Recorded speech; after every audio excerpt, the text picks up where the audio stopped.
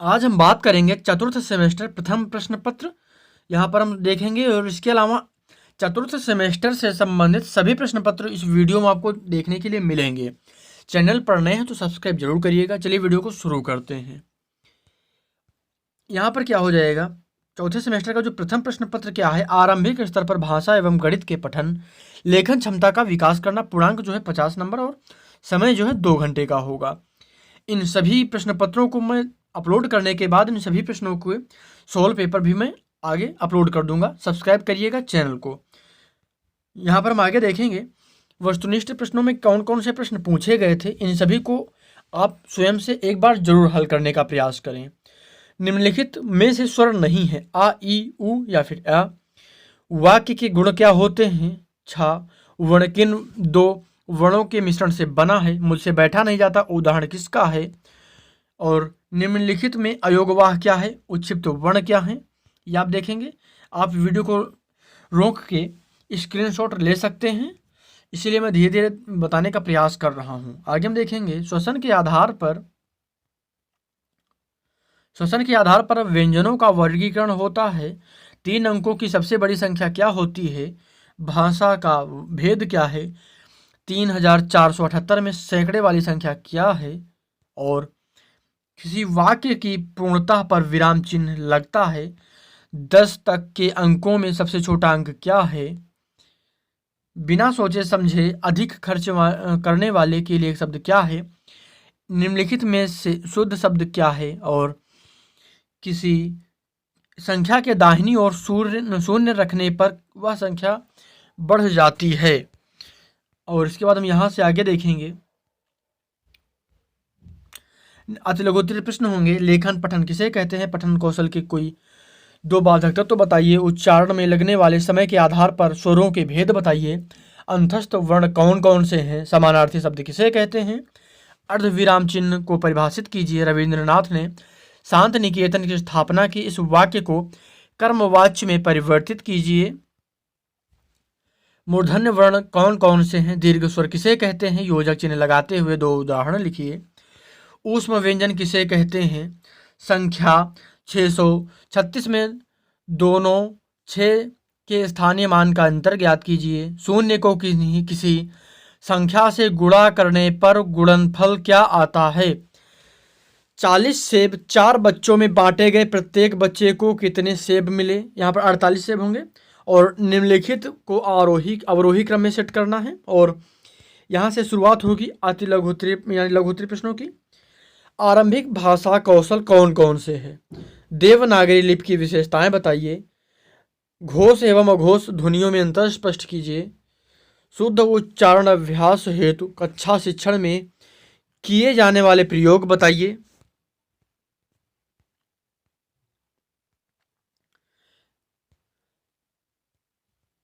छात्रों के वर्तनी संबंधी त्रुटि निवारण के उपाय बताइए। श्रुतलेख एवं अनुलेख में अंतर स्पष्ट कीजिए। विस्मयादिबोधक चिन्ह किसे कहते हैं, 100 उदाहरण बताइए। संख्या किसे कहते हैं, उदाहरण सहित समझाइए। गणित की संख्याओं में शून्य का महत्व स्पष्ट कीजिए। 2 अंकों वाली संख्या को 2 अंकों वाली संख्या से किस प्रकार गुणा किया जाता है, उदाहरण के द्वारा समझाइए। यहाँ से शुरुआत हो जाएगी द्वितीय प्रश्न पत्र की शैक्षिक प्रबंधन एवं प्रशासन। आप सभी के लोगों के कमेंट आ रहे थे, इसीलिए मैं ये सारे प्रश्न पत्र अपलोड कर रहा हूं। और आपको किस परीक्षा के लिए प्रश्न पत्र चाहिए ये भी आप कमेंट करेंगे। मैं प्रयास करूंगा उस परीक्षा से संबंधित आपके द्वारा बताए गए प्रश्न पत्र को अपलोड करने का। यहाँ पर हम देखेंगे समय 2 घंटे का है। वस्तुनिष्ठ प्रश्न है। यहाँ पर निम्नलिखित में से कौन सा भौतिक संसाधन के अंतर्गत आता है। मानवीय प्रबंधन के घटक क्या हैं। विद्यालय की बौद्धिक प्रयोगशाला क्या है। और समय सारणी को कहा जाता है, क्या कहा जाता है, ये आप बताएंगे। और समस्या समाधान का प्रमुख अंग क्या है। विद्यालय के अनुलेखों का मुख्य उद्देश्य क्या होता है। कोठारी कमीशन ने 1964-66 राष्ट्र निर्माता की संज्ञा किसे दिया है। विद्यालय प्रबंधन में महत्वपूर्ण क्या होता है। शैक्षिक पर्यवेक्षण का मुख्य उद्देश्य क्या होता है? शैक्षिक प्रबंधन का मुख्य पक्ष क्या है? राज्य शिक्षा संस्थान कहाँ स्थित है? कौन सी पाठ्य सहगामी क्रिया तर्क शक्ति का विकास करती है? विद्यालय में अनुशासन स्थापित करने में सहायक नहीं है? और भगदड़ जैसी आपदाएं कब होती हैं? और राज्य हिंदी संस्थान कहाँ स्थित है? अति लघुत्तरीय प्रश्न देख लेते हैं। कुशल प्रबंधन से आप क्या समझते हैं? संस्थागत नियोजन से क्या आशय है? लर्निंग कार्नर का उद्देश्य बताइए। समय सारणी के 2 महत्व बताइए। शैक्षिक प्रशासन से आप क्या समझते हैं? आपदा प्रबंधन से आपका क्या आशय है? पर्यवेक्षण का उद्देश्य बताइए। ग्राम शिक्षा समिति का कोई एक कार्य बताइए। अभिलेख से क्या आशय है? NCTE का पूरा नाम बताइए। जिला शिक्षा एवं प्रशिक्षण संस्थान के विभागों के नाम बताना है। और मानवीय संसाधनों से क्या आशय है? शिक्षक अभिभावक संघ का उद्देश्य बताइए। किन्हीं 4 प्राकृतिक आपदाओं के नाम लिखिए। विज्ञान शिक्षण में प्रयोगशाला का महत्व बताइए। यहाँ पर लघु उत्तरीय प्रश्नों की शुरुआत क्या हो जाएगी? विद्यालय प्रबंधन में किसकी किसकी भूमिका होती है, स्पष्ट कीजिए। विद्यालय और समुदाय के संबंधों को स्पष्ट कीजिए। प्रमुख विद्यालयी अभिलेखों का वर्णन कीजिए। पाठ्य सहगामी किस प्रकार बालक के विकास में सहयोगी होता है, स्पष्ट कीजिए। और इसके बाद हम आगे देख लेते हैं। अच्छी समय सारणी विद्यालय के विविध कार्य संचालन का सच्चा प्रतिबिंब है, स्पष्ट कीजिए। कुशल शिक्षक के गुणों का वर्णन कीजिए। प्रयोगशाला उत्तर प्रदेश प्रयागराज के कार्यों को बताइए। पर्यवेक्षण एवं निरीक्षण की भूमिका में अंतर स्पष्ट कीजिए। कक्षा में अनुशासनहीनता के निवारण हेतु अपना आप विचार स्पष्ट कीजिए। और ग्राम शिक्षा समिति के कौन कौन से सदस्य होते हैं तथा उनके कार्यों को स्पष्ट कीजिए। और हम आगे देखेंगे तीसरे सेमेस्टर की तीसरे प्रश्न पत्र की चौथे सेमेस्टर तीसरा प्रश्न पत्र होगा। विज्ञान 25 नंबर का पूर्णांक होगा। हम प्रश्न पत्र देख लेते हैं। यहाँ पर विद्युत धारा का मात्रा क्या है? भारत में एनीमिया के कारण क्या है? हेमेटाइट किसका अयस्क है? उत्परिवर्तन का कारण क्या है? और मिश्र धातु की क्या है? इसके बाद हम आगे देखेंगे अति लघु उत्तरीय प्रश्न क्या है? पिग आयरन किसे कहते हैं? विद्युत धारा का उसमें प्रभाव किसे कहते हैं? रक्त वर्ग यानी ब्लड ग्रुप कितने प्रकार का होता है? योग्यतम की उत्तरजीविता का मत किस वैज्ञानिक ने दिया? थैलेसीमिया रोग के क्या लक्षण हैं? खाद्य श्रृंखला क्या है? आगे देख लेते हैं। 2-2 नंबर के प्रश्न होंगे, ये लघु उत्तरीय हैं। धातु और अधातु में अंतर, चुंबक के गुण एवं इसके उपयोग, प्राथमिक शिक्षा के लिए कौन कौन से आवश्यक बातें हैं? मेंडलीफ के अनुसार संक्रमण तत्व क्या है? मेंडलीफ के बाद यहाँ पर विद्युत बल्ब का नामांकित चित्र बनाइए। और एड्स रोग के लक्षणों को स्पष्ट कीजिए। दीर्घाकार आवर्त सारणी के दोष के बारे में आपको बताना है। उसके बाद यहाँ से चौथे प्रश्न की शुरुआत हो जाएगी। गणित होगा। यहाँ पर आप देखेंगे परिमेय संख्या -32/100 का सरलतम रूप क्या है? समीकरण 3x बराबर 6, 3x बराबर 6 और 4x + y बराबर 14 के हल में y का मान क्या है? आगे हम देख लेते हैं। यहाँ पर आप देखेंगे sin 60 का मान क्या, sin 60/cos 30 का मान क्या है? यहाँ पर आप इसको हल कर लेंगे पॉइंट करके बाद। यहाँ पर 5 बार 0 1 का घनमूल क्या है? और यहाँ से हम आगे देखेंगे। इस प्रश्न को आप हल करेंगे। 7 की घात जो है 1/5 है और बटे में 7 की घात 1-3 है। और इसका मान क्या है? 7 की घात 1/3 का मान क्या है? अति लघु उत्तरीय प्रश्नों को आप यहाँ पर देखेंगे। 8000 का घनमूल क्या है? इन सभी प्रश्नों को मैं आपसे बता रहा हूँ। सब्सक्राइब करिएगा चैनल को। निश्चित तौर पर इन सभी प्रश्नों को मैं अभी आगे हल करवाऊंगा। गणित के सभी प्रश्न पत्रों को खासकर मैं हल करवाऊंगा, क्योंकि आप लोगों के कमेंट भी इसको लेकर आए हैं। आपके मन में कोई भी कमेंट है तो जरूर कमेंट करें। 16x² - 25 बराबर 0 को हल कीजिए। 12 12 13 12 10 का बहुलक बताइए। इन सभी प्रश्नों को आप देख लेंगे। और यहाँ पर लघु उत्तरीय प्रश्नों को भी आप चाहें तो स्क्रीनशॉट ले सकते हैं।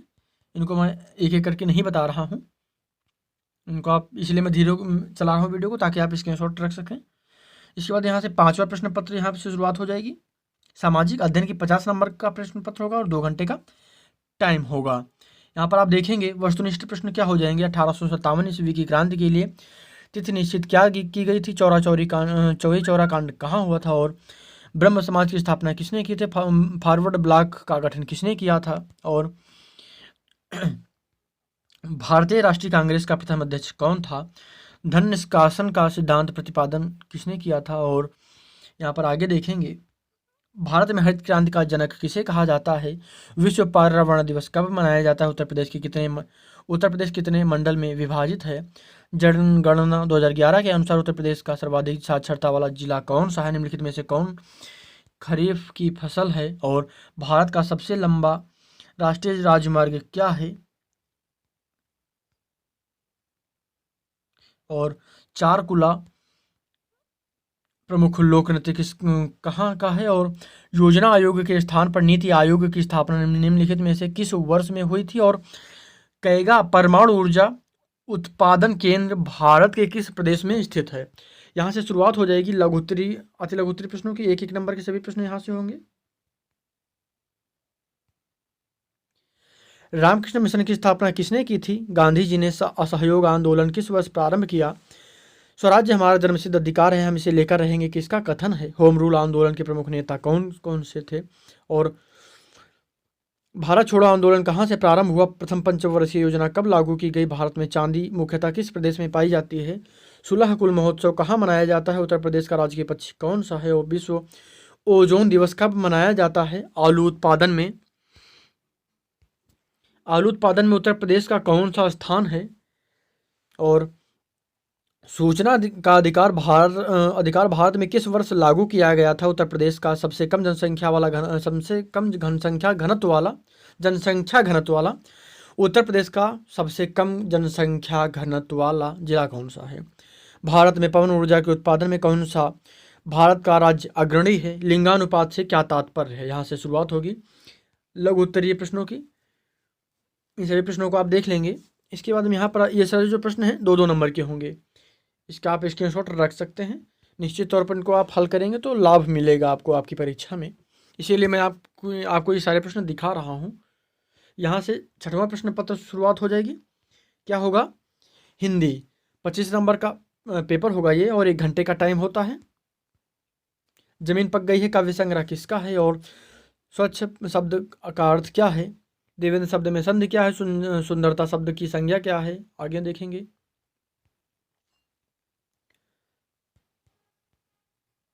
यहाँ पर क्या हो जाएगा अति लघुत्तरीय प्रश्नों की हम देखेंगे। प्रकृति का सुकुमार कवि किसे कहा जाता है। ये इंपॉर्टेंट है और कई बार परीक्षा में पूछा गया है, इसे आप ध्यान रखेंगे।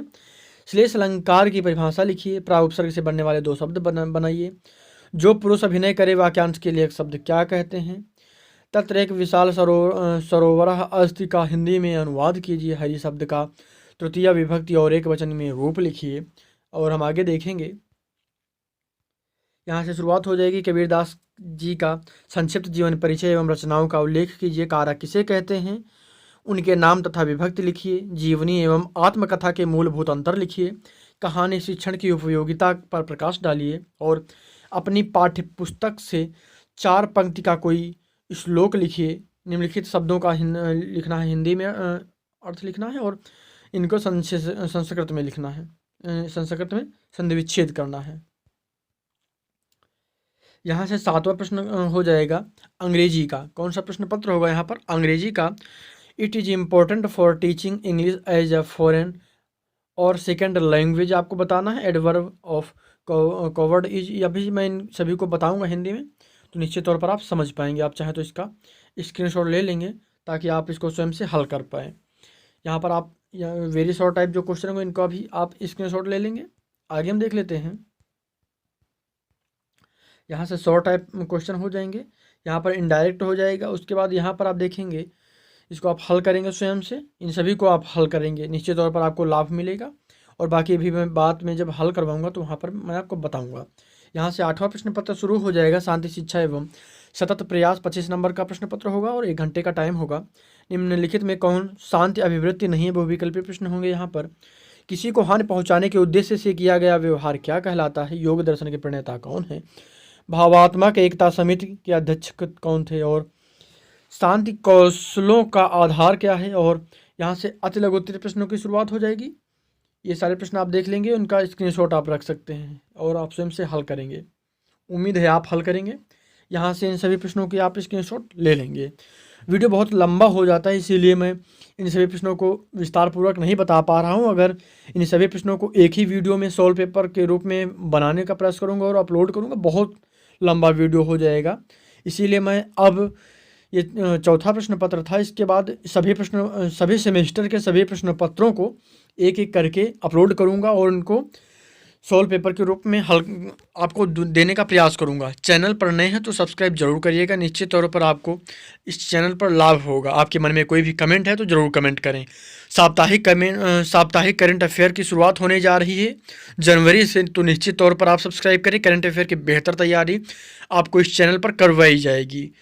इसके अलावा भी अन्य जो भी सब्जेक्ट होंगे उनको भी कवर करने का प्रयास किया जाएगा। मिलते हैं अगले वीडियो में। चैनल पर नए हैं तो सब्सक्राइब जरूर करिएगा। ये वीडियो कैसा लगा कमेंट करिएगा। वीडियो को पूरा देखने के लिए आपका बहुत बहुत धन्यवाद।